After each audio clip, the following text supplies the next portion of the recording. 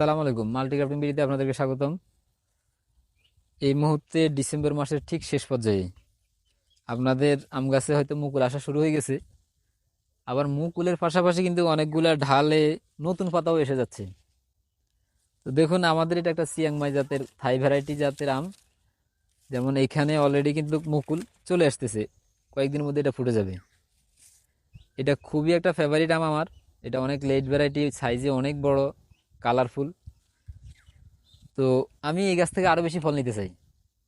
তো এই মুহূর্তে এই ডালটা পুরাতন, এটা যেমন ফুল দিয়েছে, কিন্তু এটা নতুন ডাল, এটা কিন্তু ফুল দেবে না। এই নতুন কচি পাতাওয়ালা ডাল কিন্তু ফুল দেবে না। তাহলে আমি যদি আরো কিছু ফলন নিতে চাই, তাহলে আমি ইচ্ছা করলে এই ডালটা যদি কেটে দেই, আমরা আরো কিছু ফলন পাবো। দেখুন, আমরা এই ডালটার কোথায় কাটতেছি, ঠিক নতুন অংশটা থেকে আমরা একটু কেটে দিচ্ছি, 2 থেকে 3 সেমি পুরাতন অংশ রেখে আমরা কেটে দিচ্ছি। এবার দেখুন, এখানের এই গিটগুলা থেকে কিন্তু আবার নতুন করে এখন কুশি আসার সম্ভাবনা আছে, এবং এটা 50 থেকে 75% পর্যন্ত আসতে পারে, সবগুলা কিন্তু না। তো আপনারা আমের ফলন বৃদ্ধি করতে চাইলে, এই ধরনের টিপস অ্যান্ড ট্রিক্স পেতে চাইলে মাল্টিক্রাফটিং বিডির সাথেই থাকুন। ধন্যবাদ।